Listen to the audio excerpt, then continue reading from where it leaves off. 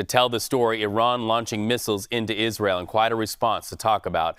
CBS News senior foreign correspondent Elizabeth Palmer joins us live from Tel Aviv. Elizabeth, you've been in and out of shelter in recent hours. The last time we saw you, you were streaming here on CBS News 24/7, but also network television. You were wearing a helmet. It looks like, from the fact that you've taken it off, that things are a little more sedate now. Yes, indeed. We had an all clear from the hotel, so all the guests have come out of the shelters. I can see traffic's picking up on the street. Crucially, Israel, as we heard from the BBC, has opened its airspace. And so that does mean that the attack is over for now.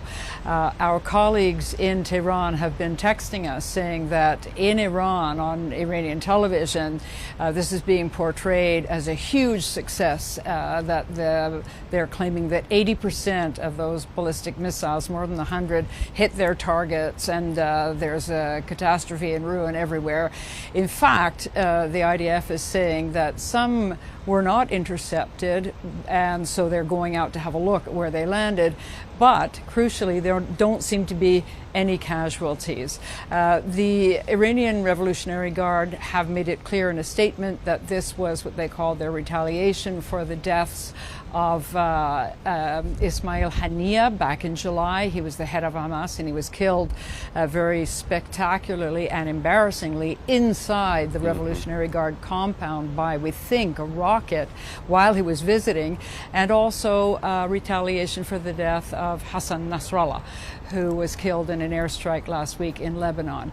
So that appears to put an end to this Iranian escalation, and now everybody's wondering whether Israel is going to respond, and if so, how.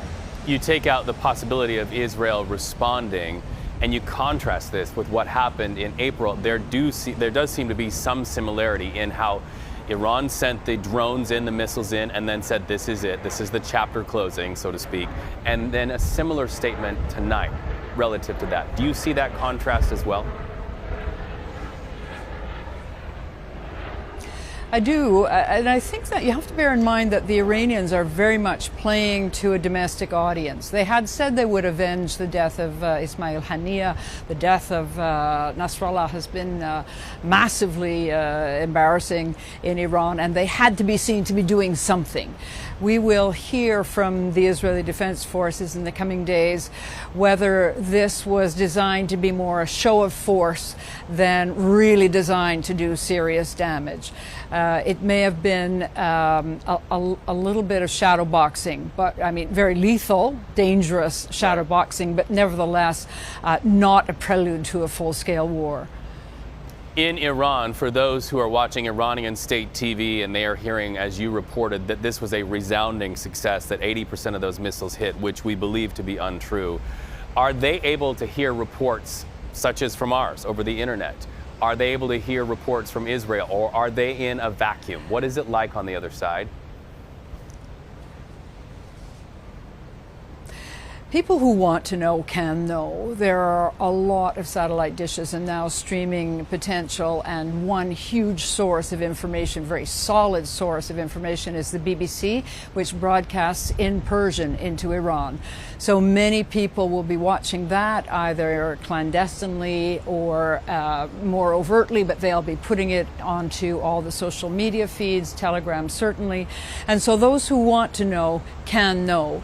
There's also a great layer of Iranian society, religious, inclined to support the revolutionaries no matter what, and they won't know, or they will absorb what Iranian state media are telling them because it confirms their biases. It confirms their loyalty to the supreme leader and the regime. But Iran has one of the most active, lively social media networks in the world. And I would say that probably anyone under 30 who wants to know has no trouble finding. Well, and it sounds like we just lost Elizabeth right there, but what she just said speaks to what we just got, a statement to the people of Israel from an IDF spokesperson.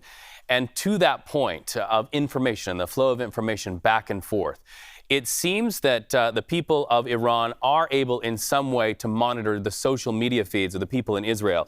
And the reason I bring that up is this. This is the admonition from the IDF to the people of Israel. At this very hour, we ask that you do not provide any information to the enemy and refrain from sharing locations or footage from areas where there may have been impacts. So the people here who saw what went on in the sky, who heard the intercepts going off in the sky, who saw the shrapnel fall, and maybe, yes, maybe some of those missiles making contact, they are being told by Israeli Defense Forces, do not photograph it, do not videotape it, do not put it on social media, because in their words, it provides information to the enemy. That statement goes on to say, we are on high alert both defensively and offensively. We will defend the citizens of the state of Israel. This attack, they say, will have consequences. And underlined and underscored, we have plans and we will operate at the place and time we decide. So once again, looking live at various spots on CBS News 24/7 inside of Israel, where they have been watching very closely those missiles sent from Iran towards Israel. We are also watching what's going on in the White House press briefing room, and we'll continue to watch that closely. You see the empty podium there. The world is awaiting to see what the Biden administration has to say. We're going to toss in to Errol, who is joining us right now from CBS News headquarters.